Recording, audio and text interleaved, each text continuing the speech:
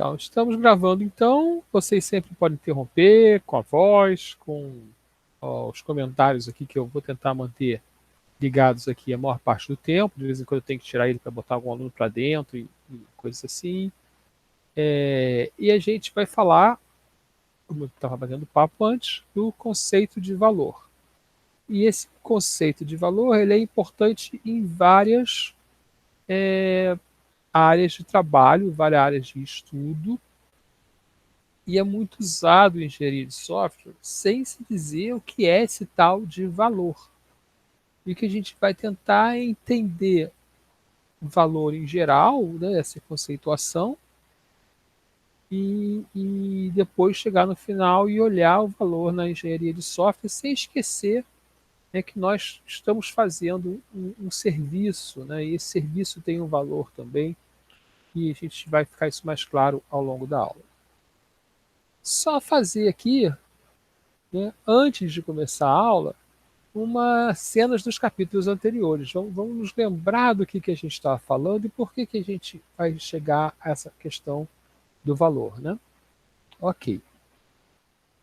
Então, a gente tem a definição de engenharia de software, que diz que engenharia de software é a profissão preocupada com a criação e manutenção de aplicações de software pela aplicação de teorias práticas de ciência e computação, gerência de projetos, engenharia, domínios de aplicação e outros campos. Aí já trazendo para a gente uma ideia que nós temos que buscar alguns conhecimentos em outras áreas, mas na verdade a gente tem outras definições que nos levam a ver que a engenharia de software procura desenvolver software de maneira custo-efetiva, né? Atendendo, né, o que o cliente precisa do software. Todas as partes interessadas também precisam, né? E também querendo gerar lucro para as empresas que produzem e também deixar satisfeitas as pessoas que trabalham produzindo software. Ou seja, a gente se preocupa ao mesmo tempo com questões de negócio do cliente, do nosso cliente, mas questões práticas das pessoas. Então, tudo isso vai mostrar que a gente tem que trazer, na verdade, ganhos para a maior quantidade possível de partes interessadas em um projeto. Então, eu tenho uma outra versão como meta, né, quer dizer, adicionar valor aos clientes, funcionários, parceiros e à própria empresa, né? Não que seria um contexto win-win que se fala, todos ganham. Então a gente tem que a engenharia de software pretende aumentar o valor, ou a gente pode dizer aumentar os benefícios trazidos pelo software e diminuir o custo dessa produção. E isso é muito fácil de dizer, mas o problema é que essa palavra valor está sendo usada aqui sem uma compreensão profunda. Então, o que a gente quer claro que a gente não vai conseguir uma compreensão profunda em 40 slides, 50 slides, mas a gente quer criar um entendimento desses conceitos de valor para que a gente possa, a cada condição, repensar que valor está sendo agregado. E as próprias cartas, né, podia ter falado isso aqui, né, na nossa revisão, né? As próprias cartas que mostram os estados, por exemplo, no SEMAT, esses estados só se muda alguma coisa quando há uma agregação de um valor ou agregação de um benefício ao projeto. Então, nossa agenda de hoje é olhar para a palavra, o valor, né, seus vários significados, olhar especificamente na economia e no marketing, tem bem interesse para a gente, e algumas abordagens que foram feitas sobre valor em software, né? E depois uma revisãozinha rápida do que a gente precisa realmente lembrar, né? Então, quais são os tipos de valor, né? O que significa essa palavra valor? E várias aulas, vocês já viram, a primeira abordagem que eu faço é ir ao dicionário, né? E valor é daquelas palavras complicadas, né? No WISE tem 21 acepções, né? Ou seja, 21 significados né? Entre eles, o recebimento ou paga em bens por serviços, né? Paga em bens, serviços ou dinheiro por algo trocado. Esse algo é um serviço ou um produto.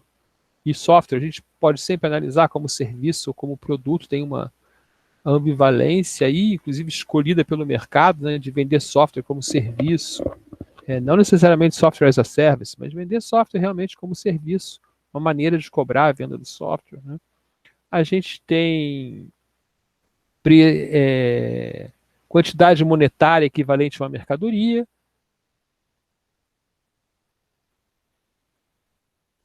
é, tem poder aquisitivo variável de um título, né, que pode ser de um produto também. Então a gente tem várias definições ali, e algumas são mais interessantes do que outras. Muitas vezes, quando a gente fala em valor em software também, a gente não está querendo falar do valor que a gente vai falar hoje. A gente está querendo falar de um valor estético ou. Opa, desculpe.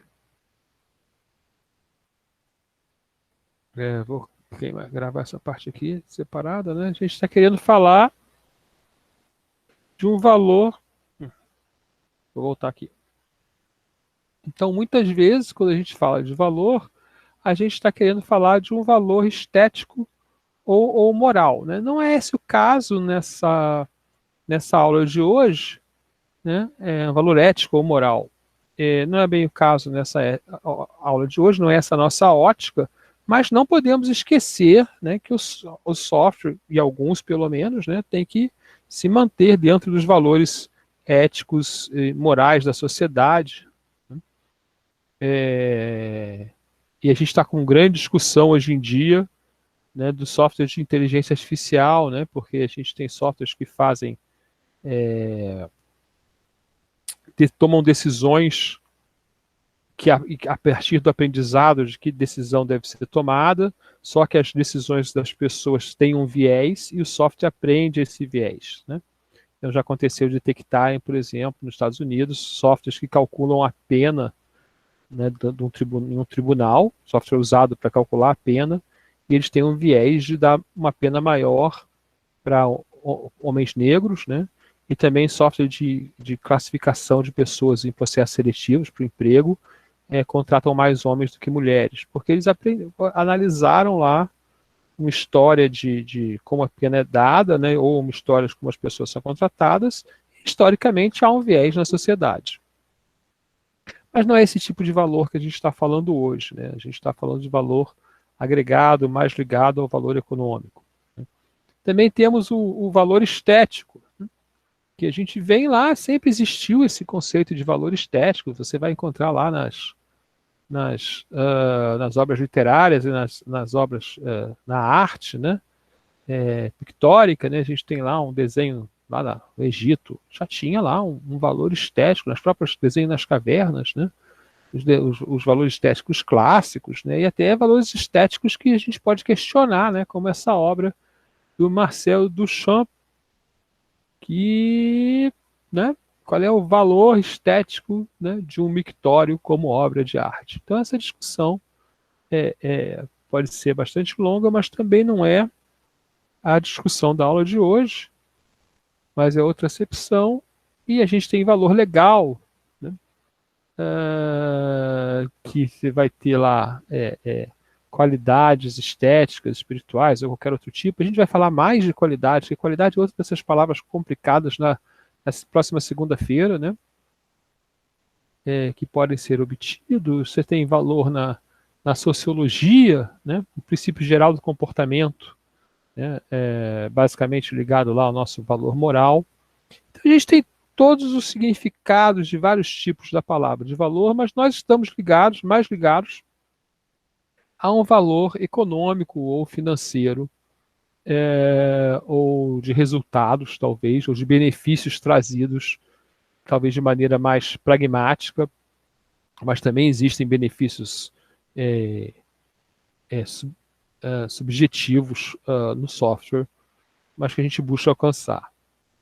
Então, a gente vai olhar esses dois primeiros tipos de valor para falar um pouco do financeiro e depois abrir um pouco mais, né, valor econômico, e depois abrir um pouco mais para outras espécies de valores que fazem parte do que a gente entrega como serviço ou como produto de software, né, e depois olhar algumas abordagens que apareceram em software, mas que não anulam os outros valores. Então, essa é a nossa ideia. Falar, olha só, então tem um monte de tipos de valor, essa palavra tem vários significados, alguns estão mais ligados à questão da produção econômica, né, ou à questão da prestação de serviço. Então, a gente vai olhar ali na economia e vai ligar no marketing, mais no sentido de business, né, também, o valor em business, né, negócios, e, finalmente, olhar em software o que a gente tem de parâmetros conhecidos na literatura de software ou na literatura de gestão de projeto de TI, né? Que também é uma área um pouquinho mais ampla que a engenharia de software, né? A gestão de projetos de software faz parte da engenharia de software, mas tem a gestão de projetos de tecnologia da informação, que inclui algumas prestações de serviço que não são exatamente engenharia de software, apesar de ser uma área altamente correlata, né? Então, na economia, né, se a gente está falando de valor na economia, a gente vai ter que falar de economistas clássicos, e eu chamo a atenção que não é a minha área, eu tenho uma compreensão muito limitada, né, dessas teorias econômicas, mas algumas definições são importantes para a gente, que mostram a evolução do conceito de valor.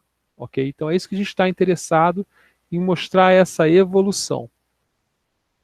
E a gente começa lá com o Adam Smith, né, em 1776, não tem nem fotinho, né, temos um quadro, né, onde ele vê o valor, na verdade, Adam Smith e Davi Ricardo estão praticamente falando só de preço, né, e tem que ver o valor como preço, o valor pelo trabalho incorporado, ou seja, desde o início do estudo do conceito de valor, nós sabemos que se agrega valor a algo fazendo o trabalho, né? Então, se você pega um terreno e ara o terreno, né, o terreno passa a valer mais. Se você pega o terreno e constrói fundações lá para uma casa, faz um trabalho, né, e soma o custo total de produção, né, terra, capital e trabalho, né, e terra nessa época é bem importante, você vai ter um valor, né? Então, o valor pode ser determinado pelo trabalho, e trabalho a gente pode falar pelo desconforto experimentado pelos produtores, né? Então, na verdade, alguma coisa vai ter um valor porque você precisa pagar a criação dessas coisas a alguém que, por ter que trabalhar, vai ficar desconfortável, né? O trabalho é muito interessante, mas causa um desconforto, né? Em 1821, Davi Ricardo, deve ser David, né? Ele fala que tem uma questão chamada utilidade, né? Então, algo também tem apesar da utilidade não ser a medida única de valor, né? Ele lembra que é necessário analisar essa utilidade quando se pensa em valor. E que para ele existe um preço primário natural, que é a quantidade comparativa de trabalho. Começa a falar em comparação, né, porque os preços são em moeda, e a moeda é, na verdade, um produto de troca, né? Quando eu troco uma hora do meu trabalho cobrando R$ 100, né, eu estou dizendo que ela vale 20 quilos de arroz, por exemplo, né? Ou 25 quilos, o arroz está R$ 20, 5 quilos, então ela vale 25 quilos de arroz. Então o dinheiro serve para isso, para facilitar a troca a partir de um objeto lá imaginário, que é o valor do dinheiro, né? E ele fala, existe um preço real do que a coisa realmente vale, mas o mercado tem flutuações típicas, né? Tem uma hora que as pessoas têm muito arroz sobrando, tem uma hora que tem muito arroz faltando, então o arroz vale alguma coisa fixa, mas devido a flutuações no mercado, né, de demanda, de oferta, ele vai ter um desvio temporário do preço do arroz.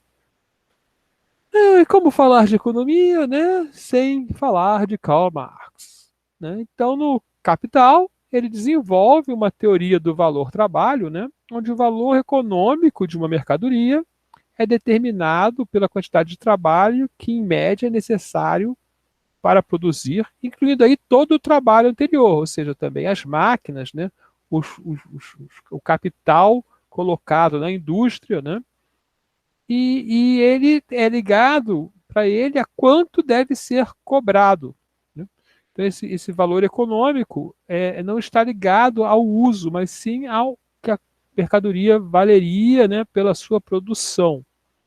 E ele fala que existe um valor de uso, que é a utilidade da coisa ao atendimento de uma necessidade social em particular. Então, a coisa tem um valor, pode ter um valor maior ou menor de uso. Ele fala também de valor de troca, né, que está sujeito a flutuações geradas por políticos e de demanda. Então, ele mostra um quadro mais amplo do que os teóricos anteriores do que é valor.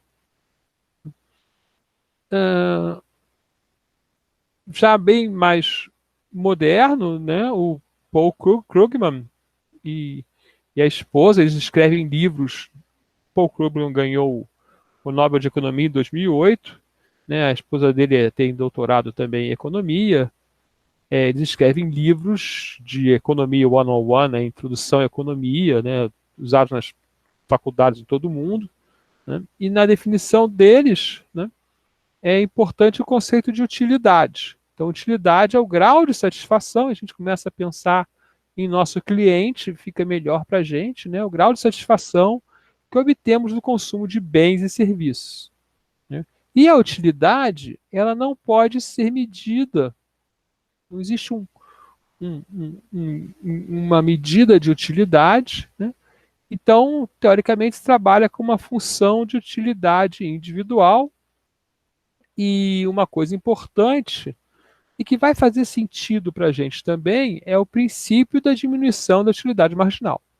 Ou seja, cada unidade adicional de bem ou serviço adiciona menos utilidade total, no total do que a unidade prévia. Isso acontece em muitos projetos, né? Ou seja, certas coisas são muito mais importantes de se entregar, né, e tem um valor adicional muito maior.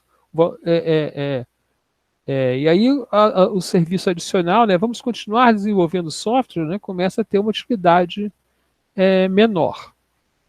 E, atualmente, um conceito importante é o conceito de custo de oportunidade, né? Então, o custo de oportunidade indica o quê? Indica do que alguém deve desistir para obter o que deseja. E o Krugman e a Wells, né, fala o verdadeiro custo de algo. E a ideia aqui é a seguinte: bom,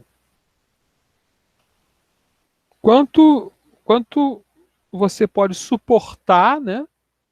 Esse que eu entendo, também chamando a atenção que eu não sou um economista, né? Para não ter, né, aquele serviço. Isso é willingness to accept, tá? É um conceito um pouco diferente. A gente tem o willingness to pay, a vontade de pagar e a vontade de aceitar, né?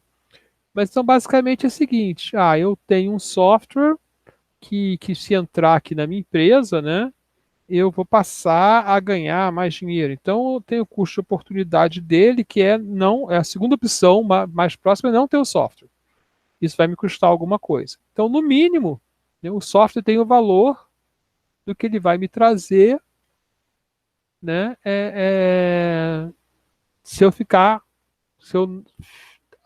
quando eu abandono a opção alternativa, né? Então é importante saber qual é a opção alternativa, esse é o custo de oportunidade.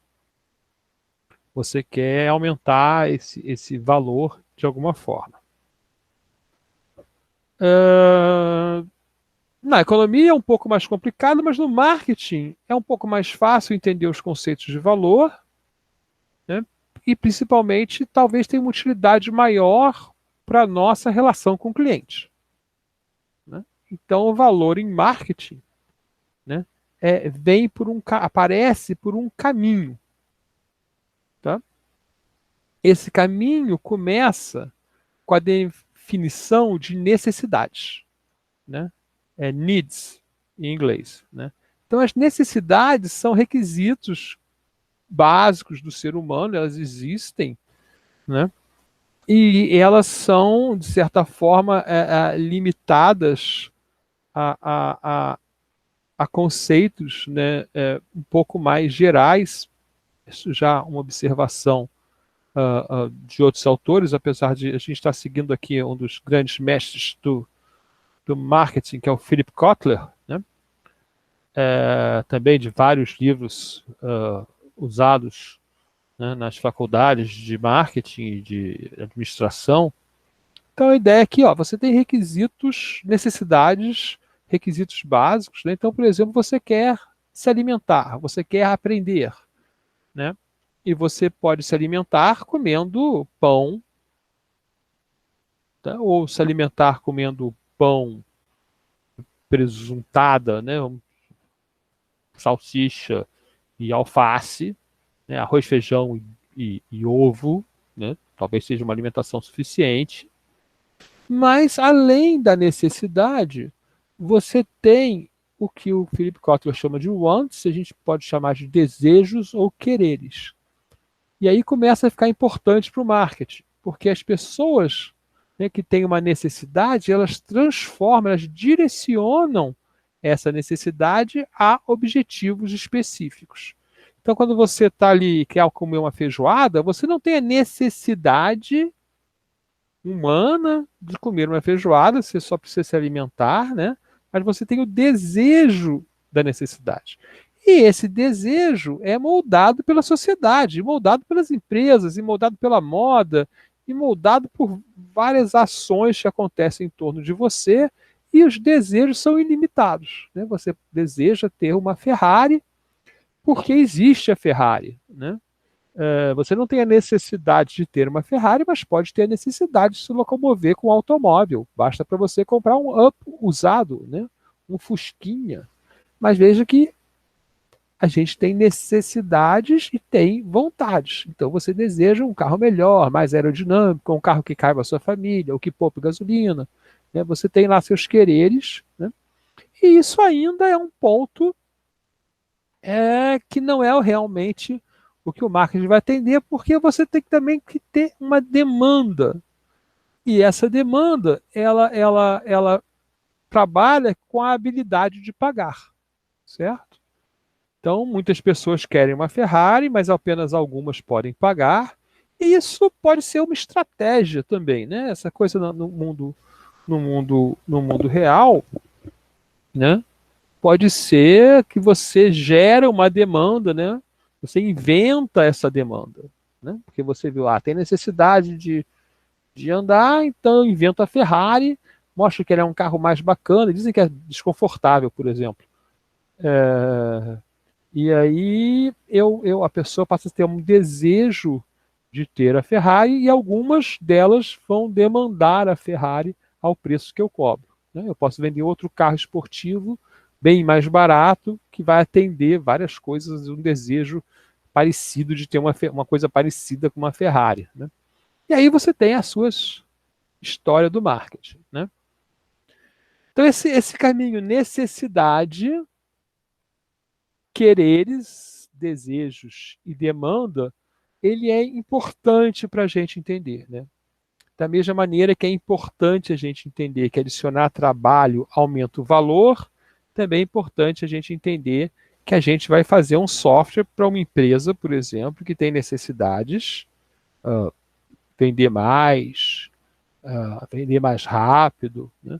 E ela vai escolher vai ter desejos, fazer isso por meio de um site, né? Então ela tem uma necessidade de aumentar o faturamento, vendendo por meio de um site, só que ela vai poder pagar algo, né? Talvez não um site tão sofisticado e usando tantos recursos como o da Amazon, né? E nosso trabalho de parte do nosso trabalho da engenharia de software é analisar necessidades, que desejos e demandas, né, e poder alinhar isso em um produto que sirva ao nosso cliente. O Kotler também fala em tipos de necessidades, né? Então ele fala, olha, nós temos necessidades explícitas, que são faladas, né, que são enunciadas pelo cliente, né? Então, por exemplo, aqui no nosso exemplo é um carro, o cliente quer um carro barato, né? É o que ele pode pagar, o que vai acontecer lá nesse caminho da demanda, mas a necessidade explícita, ela tem por trás dela uma necessidade real. O que é esse barato? O cliente não quer um carro barato, na verdade ele quer um carro que o custo total de operação seja baixo, né? Não necessariamente um carro que o custo de venda é baixo. Então eu posso fazer um carro bem barato, mas que quebra toda hora, ele vai ter que consertar, ou que consome muita gasolina, mas eu posso fazer um carro que atende melhor ao meu cliente, porque atende a necessidade real, que é o custo total de operação ser baixo. Ou seja, ele é um pouquinho mais caro, mas consome menos gasolina, ou ele não precisa de manutenção. Existem também necessidades implícitas que estão ligadas a expectativas que o cliente tem e que ele não vai dizer para você, porque isso é óbvio para ele. Então ele espera ser bem tratado pelo vendedor, por exemplo, do carro, né? E depois tem necessidades que trazem encanto. Quem vai falar sobre isso também um trabalho chamado de Cano, né? Então, um autor chamado Cano, com K. Então a ideia aqui é a seguinte: ele quer ganhar um GPS de cortesia, né?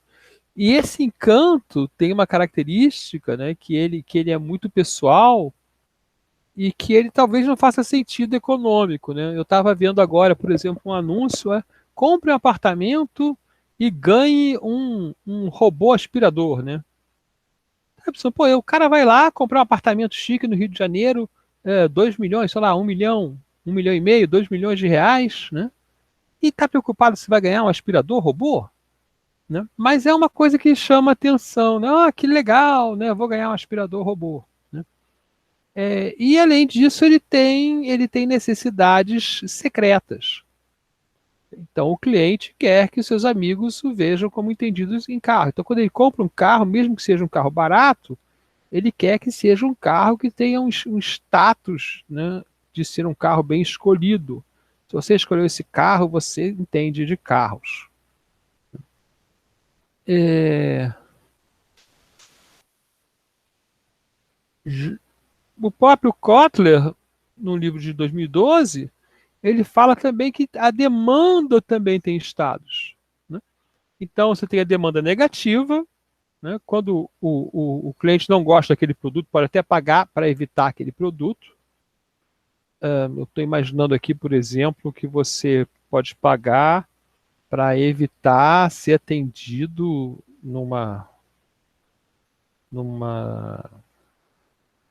num hospital de enfermaria, né? Então você paga para não ser atendido na enfermaria, para ser atendido num quarto no hospital, né? Tem uma demanda não existente, né? Quando o cliente não sabe que o produto existe ou não tem interesse no mesmo. Tem uma demanda latente, quando tem uma necessidade grande que não é satisfeita por nenhum produto existente. Demanda declinante, né? Quando, né, tem menor interesse, né? O BIP, né? Nem sei se vocês sabem o que é o BIP, né? Mas antigamente tinha um serviço onde você ligava para uma central do BIP e cada pessoa tinha um rádiozinho que tinha uma luzinha e fazia BIP, né? E você recebia um BIP ali. E aí, recebendo o BIP, você ligava também para a central do BIP e falava: tem alguma mensagem para o BIP 4578? E a central do BIP falava: tem, o professor Geraldo Chechel ligou avisando que vai ter aula hoje, né? né, essa tecnologia, e isso aí, quando apareceu o celular, foi decaindo, né, porque ainda tinha gente que entrava em lugares que o celular não tocava, os médicos mantiveram o BIP por mais um tempo, depois morreu, não existe mais esse produto, né? Você manda mensagens SMS, você manda mensagens para o WhatsApp também, que matou muito do SMS, né? E coisas assim. Tem uma demanda irregular, né? Que quando existe uma variação na compra, uma demanda plena, quando todos os produtos estão sendo consumidos, uma demanda excessiva e uma demanda indesejada, lá que é interessante, quando os consumidores são atraídos por produtos com consequências sociais indesejadas, né? Por exemplo, o uso de drogas proibidas. Então, esse caminho que a gente fez um, caminhou por outro ramo ali, mas esse caminho, então, ele vai sair lá do necessidades, desejos, ou quereres e demandas, e a gente vai chegar aonde? A gente vai chegar na satisfação. E a satisfação do cliente, ou seja, ele recebeu algo que atende às expectativas dele, então você gerou valor para o cliente, né? E em marketing, esse valor é uma soma de benefícios tangíveis e intangíveis, né? E tem essa sigla que é SP, qualidade, serviço e preço, né? Então você quer, é a tríade do valor do cliente, né? Aquela coisa do triângulo, né? O que você pode oferecer? Eu posso oferecer qualidade, eu posso oferecer um bom serviço, eu posso oferecer um bom preço.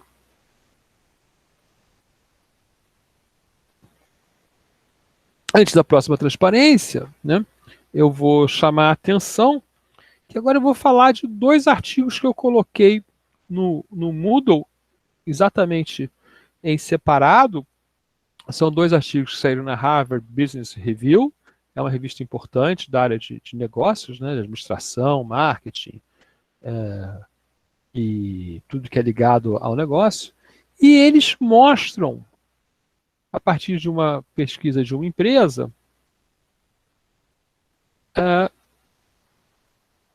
da Ben Company, né, eles mostram uma pirâmide que mostra os elementos do valor para o consumidor, pessoa física. Tá? Então, essa pirâmide vai mostrando como satisfazer, o que satisfaz o cliente, né? E, obviamente, começa, eles chamam table stakes, ou seja, olha, tem que ter um mínimo, né, de valor. Então, lá embaixo a gente vê, olha, o produto ou serviço para o consumidor final, aqui é para o consumidor empresa, desculpe, o consumidor final é a próxima que eu vou mostrar, né? E esse, na verdade, é o segundo artigo. O primeiro é do consumidor de serviço. Está trocada a ordem aqui, me perdoe. Ele tem que, mas primeiro, o table stakes é o mínimo que eu tenho que ter para estar atendendo o meu cliente, né? No caso, uma empresa. Então, você tem que estar dentro das especificações, lá embaixo a gente tem, meeting specifications, ter um preço aceitável, né? Tá dentro dos regulamentos, né? Leis ou regulamentos da empresa, padrões do mercado, né? E está dentro de padrões éticos, né? Um nível a mais, ou seja, você vai ter uma melhor visão pelo cliente de que você está entregando valor a ele, quando você tem questões de desempenho, né, na qualidade do produto, escalabilidade, inovação que ele traz, e questões econômicas, como a redução de custos. Acima disso, né, você tem, então são valores funcionais. Acima disso, você tem valores da facilidade de fazer negócio. Então, tem questões de produtividade, como economizar tempo, reduzir esforço, ter mais informações, questões operacionais, como aumentar a organização, criar conexão, integrar, questões de acesso, né, ser configurável, ser mais disponível, questões de relacionamento, né, de trazer experts para o negócio, ser estável, caber na cultura da empresa, e questões estratégicas, como diminuição de risco, né, alcance do produto né, qualidade dos componentes. Então, esses níveis, né, estão aumentando. Aí você tem os valores individuais, né, tanto de carreira pessoal. A empresa é formada de pessoas, né, que estão preocupadas com a sua carreira e com a sua evolução pessoal, né? E, finalmente, você tem de objetivo do produto, né, valores inspiracionais ligados à esperança, à responsabilidade social ou à própria visão da empresa. Tá? Então, essa pirâmide é mostrando, olha, para você tem que. A pirâmide é sempre construída, né, esses desenhos de pirâmides, modelos de pirâmide, quando o nível de cima, né, exige que o nível de baixo esteja pelo menos parcialmente atendido. Né? Não adianta você querer apoiar a visão da empresa se você não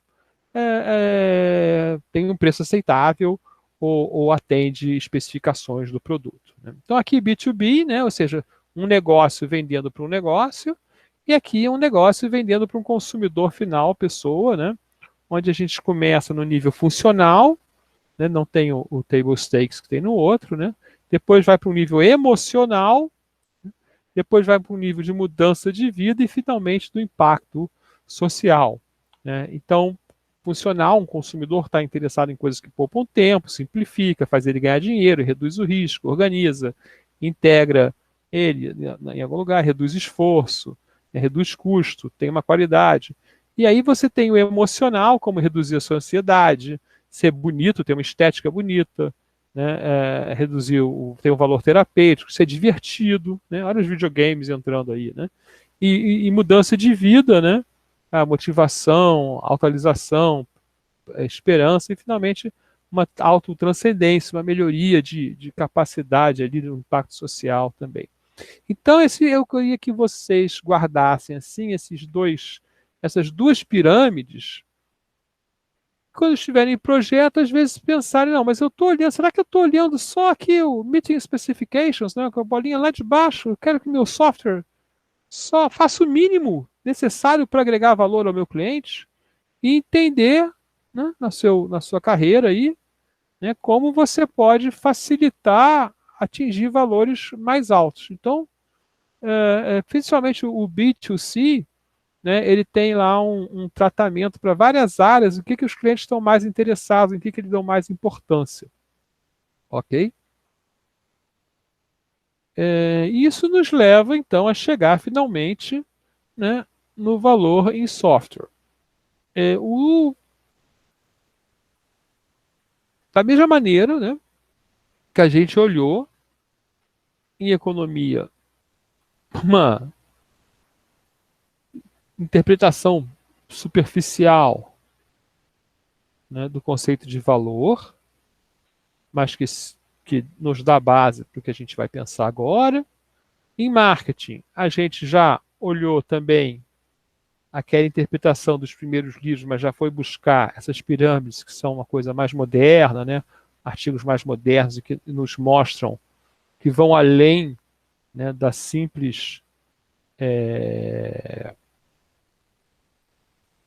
discussão muito abstrata, né, de necessidades, quereres e desejos e depois demandas e satisfação, que essas coisas depois também vão ser mais profundas estudadas em marketing, né, como gerar a demanda, por exemplo, coisas assim.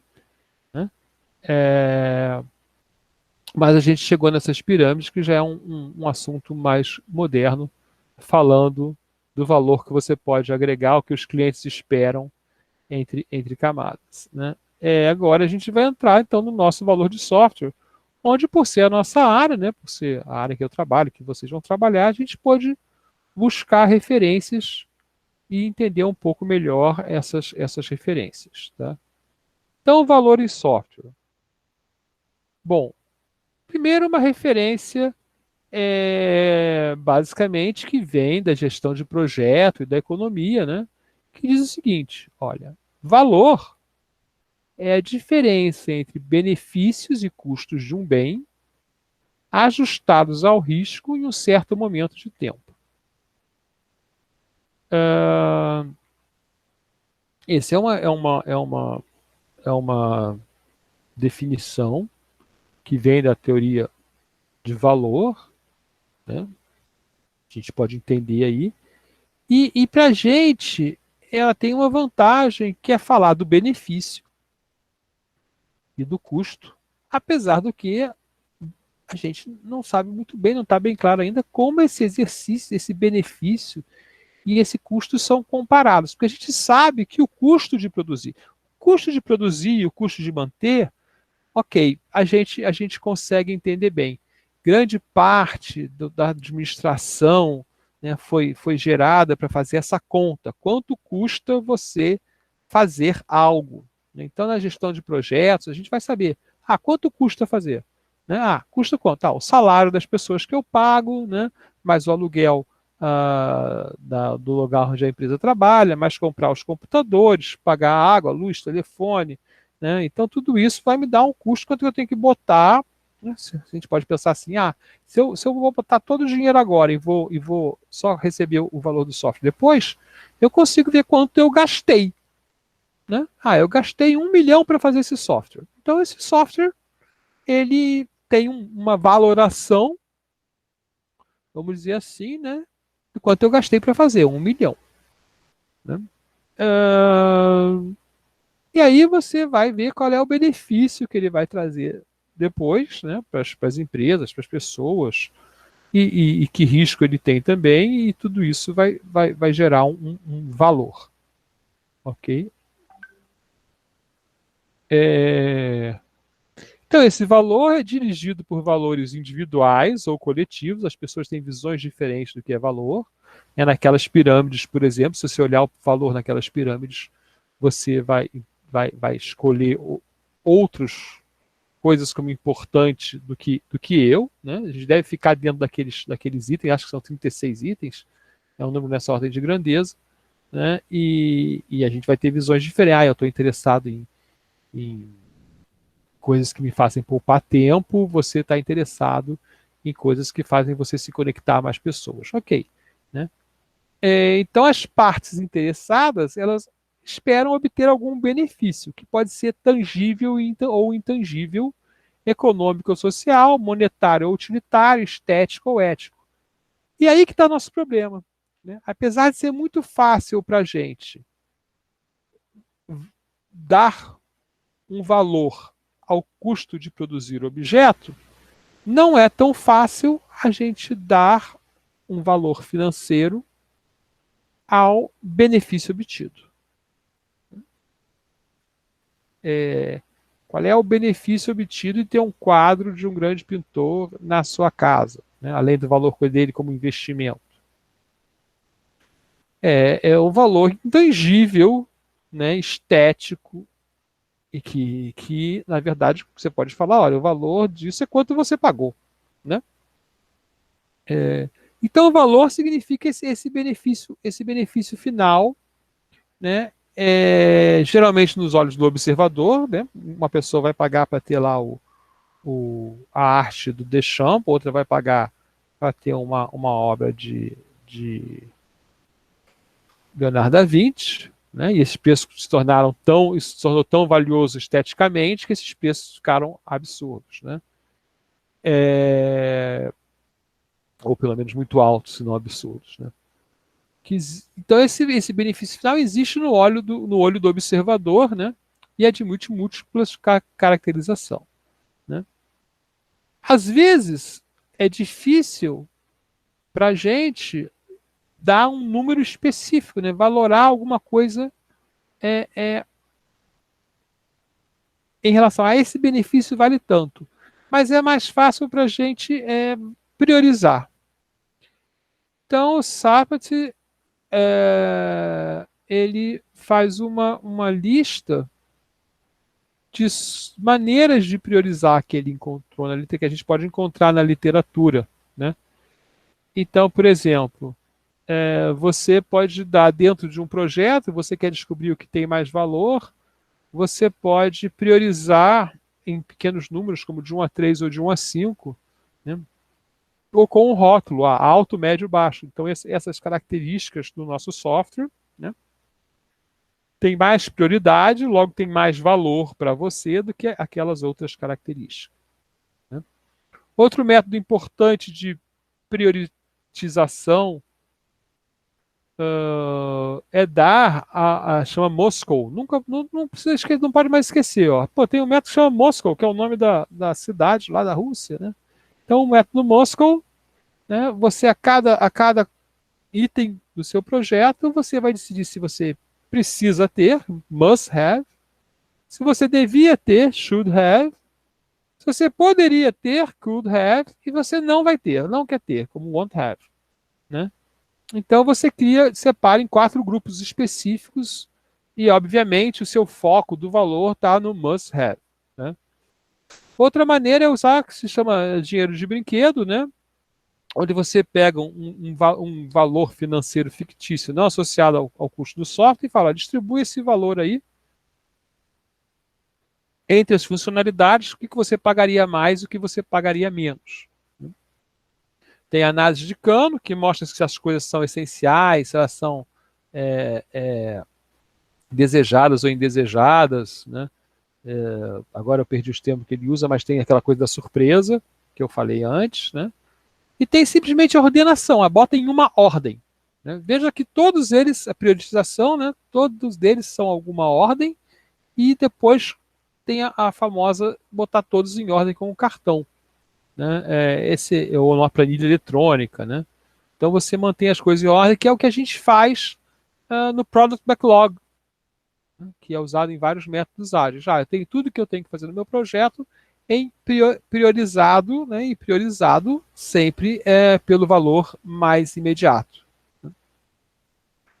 Então, maneira de falar de valor é uma maneira comparativa. E entrou alguém, pediu, mas sumiu aqui. Ok. Retorno do investimento. Sim, desculpa, passar aqui a transparência.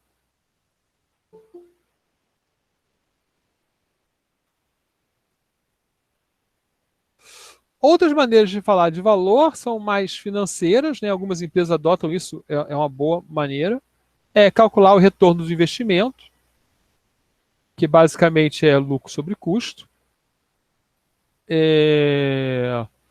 Pode ser mais sofisticado e calcular o valor presente líquido, né? Que significa o seguinte, eu pego todo o dinheiro que eu vou gastar para fazer o software e manter o software funcionando, né, ao longo do tempo, e faço a conta de quanto esse dinheiro vale hoje, né? Como é que é feito isso? Basicamente, eu vejo lá, se eu pegar esse dinheiro e botar em um investimento, né, uma taxa típica do mercado lá, fixo, do mercado fixo, né, ou a inflação, por exemplo, eu posso descontar pela inflação, né? E falar, eu vou gastar esse dinheiro, então eu trago tudo para chama valor presente, né? Eu substituo todos os custos que eu tenho, todos os ganhos, né? Todos os custos e todos os ganhos eu trago para hoje, subtraio dos ganhos os custos e eu tenho o valor presente líquido, né? E isso, né, pode ser calculado qual é a taxa que faz com que essa taxa, esse valor presente líquido seja zero. Ou seja, se eu pegar todos os custos que eu teria para fazer o software, todos os ganhos que eu teria usando o software, né, qual é o custo do software que faz isso aqui zerar, né, dentro de uma taxa de valor. Então, eu descubro aí qual é a taxa interna de retorno. E nossos projetos têm que ter uma taxa interna de retorno bastante alta, ou seja, eu devia ter uma inflação bastante alta, um investimento similar que pagasse muito para valer a pena eu não fazer esse software. É isso, né? Lembrando também que a gente está falando aqui de custo total de propriedade, ou seja, não é só fazer, mas manter e gastar as coisas para fazer os recursos que o software vai gastar, tudo isso, né? Então, um projeto de software, ele não para quando o software está pronto, ele tem que considerar, né, que você vai ter que comprar servidores, você vai ter que operar esse software. Então, o custo dele, ele não é o custo só de fazer, ele é o custo de fazer e operar durante algum tempo. E aí que você vai ver se a empresa realmente precisa desse produto. como comentário, outro dia eu conversei com uma empresa que faz projetos, né? Um cliente chega nessa empresa, faz um projeto que não é de TI, mas não é de software exatamente, né? Esse projeto é implantado e a empresa opera o projeto ao longo de anos, né? E essa empresa foi vendida para uma empresa estrangeira, e eles faziam as coisas muito próximas. A engenharia decidia que produto ia ser usado, quem ia ser o vendedor, e a empresa estrangeira só que tinha alguma. Ah, não, isso não é muito bom, porque os engenheiros estão tomando muita decisão, talvez estejam levando dinheiro para isso. Ficou essa coisa e separou, né, e mandou os engenheiros calcularem tudo e um setor lá da empresa, do financeiro, fazer as compras. E o setor financeiro começou a comprar o mais barato. Né? Em 2 anos descobriu que a operação do mais barato era mais caro. Né? Então eles ficaram com projetos que eles tiveram que pagar para os clientes saírem do projeto. Não, eu estou pagando para você parar de me contratar, porque você contratou durante 10 anos, eu prometi para você que ia trabalhar durante tantos anos esse projeto, mas ele está me dando prejuízo, então eu pago para você é, é, não querer mais sair, né, cancelar esse contrato. Então é a importância de calcular o custo total de propriedade dos projetos.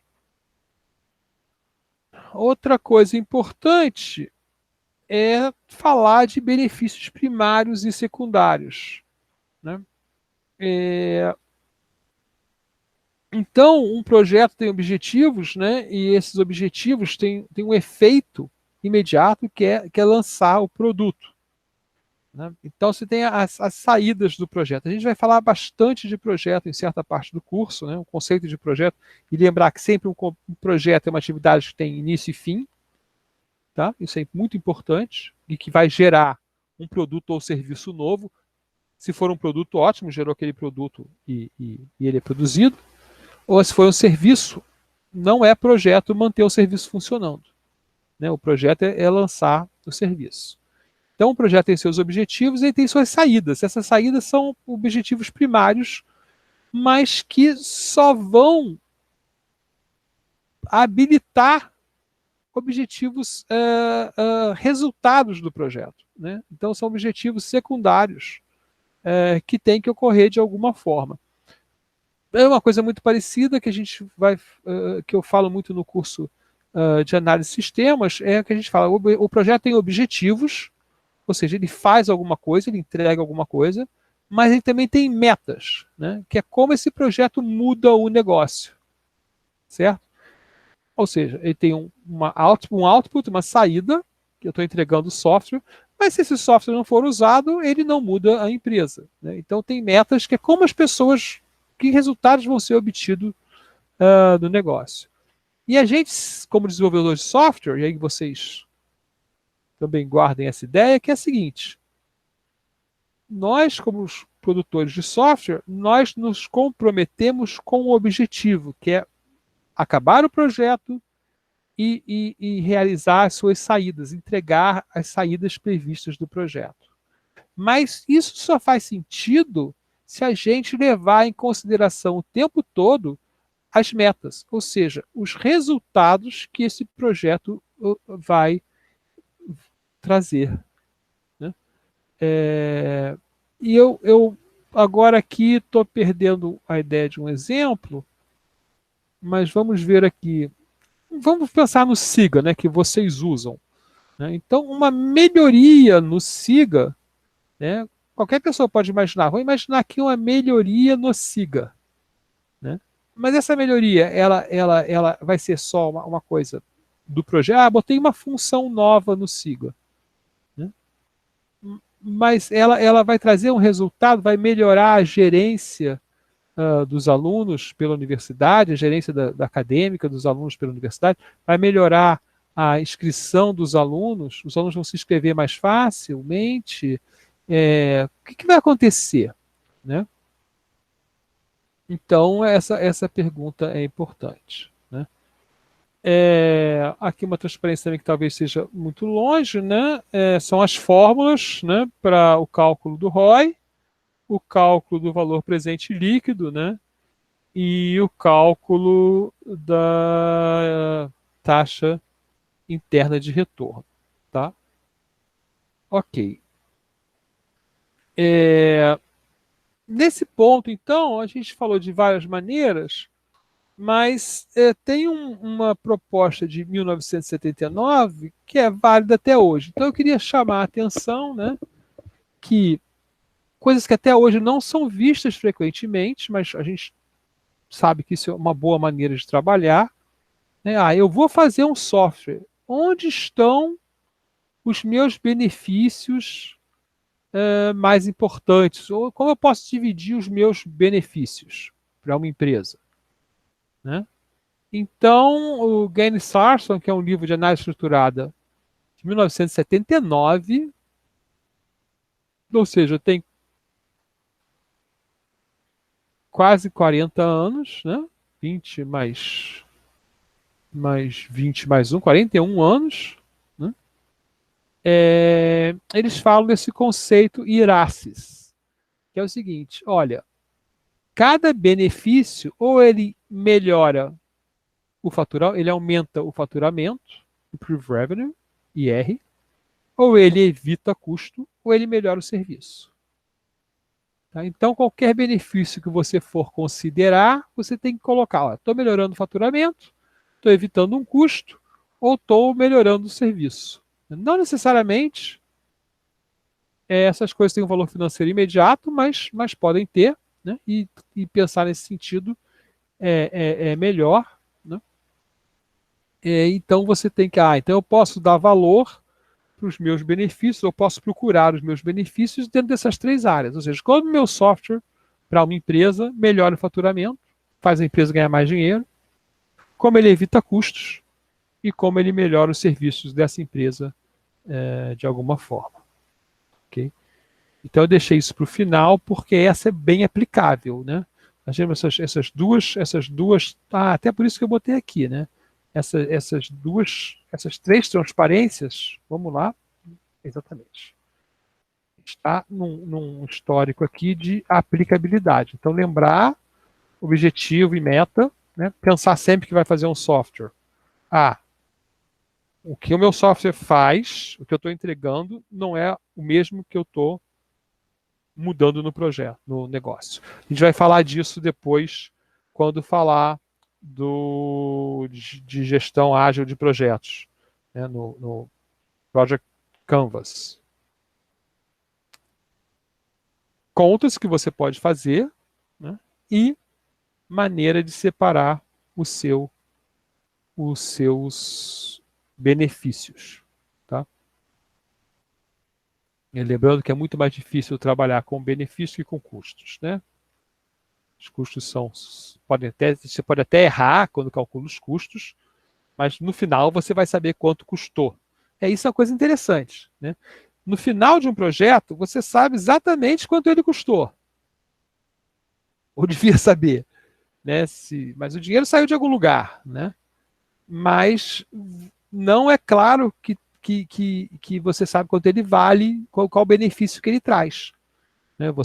Ele não começou a executar ainda, você entregou o projeto, e se aqueles benefícios não se realizarem? Né? Você fez um software para vender mais e você passa a vender menos. Né? E pode, inclusive, ser uma coisa temporária. Uma vez, eu sou cliente há muito tempo do Banco do Brasil, o Banco do Brasil usava equipamentos mecânicos, trocou para um equipamento digital, o atendimento ficou mais lento. Por quê? Porque quando o sistema entrou no ar, não funcionava muito bem, o caixa não sabia usar perfeitamente, ficava procurando as outras coisas e não precisava ficar procurando opção. Ele apertava lá, era só dinheiro, né? Não tinha classificações de onde está, que tipo de cartão está sendo usado, que tipo de conta está sendo paga.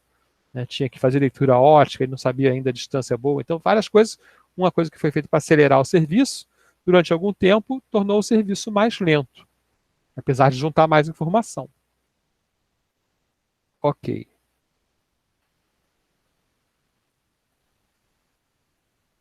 Revisão rápida, né? A compreensão que preço, utilidade, custo-oportunidade é uma evolução da compreensão de valor na economia. né? E o custo de oportunidade é a conta que você faz hoje em dia, né? Se você quer colocar um software, qual é o prejuízo que não ter esse software está me causando, a oportunidade, né, a alternativa é não ter o software, mas pode ser comprar outro produto. Né? Em marketing, o valor informe a satisfação do cliente, o triângulo qualidade, serviço e preço, né? E você tem aqueles modelos que eu mostrei da Bain Company, que apareceu na Harvard Business Review, tentando compreender melhor o que as pessoas, né, isso é uma pesquisa em campo, né, com clientes deles e com clientes dos clientes, né, que valores são esperados dos produtos e serviços. Né, e no software nós temos lá vários modelos de valor de projeto, né, a ideia de benefícios primários e secundários, ou de objetivos e metas, que é só um termo que eu uso porque em tradução é difícil traduzir goal, objective, porque são coisas que são a tradução da mesma palavra em português, né? Benefícios primários e secundários também é uma boa maneira de falar. E esse método Iraces, que é bem antigo, mas de vez em quando, né, as pessoas lembram que ele existe e é muito bom lembrar que ele existe. Ok, então aqui a gente chega ao fim, algumas referências. Os artigos da Harvard Business Review não são artigos difíceis de ler. Se vocês tiverem interesse, vale a pena realmente ler. Quem gosta de planejar, quer ter uma empresa, né? Quem quer fazer um produto, né? Vale a pena você realmente ler. Alguma coisa eu tirei do livro de Value Based Software Engineering. Essas questões o Iraces, ele é reencontrado no livro do Rob Townsend, né? Radical Project Management. Esse livro eu botei no Moodle, e não é um livro lá grande, muito bom, mas esse capítulo fala de várias maneiras, tem umas maneiras alternativas que eu não citei na aula de hoje. Okay? É um livro ok. Então, essa é a primeira parte aí da aula de hoje, né? É a aula inicial. Vou parar a gravação aqui.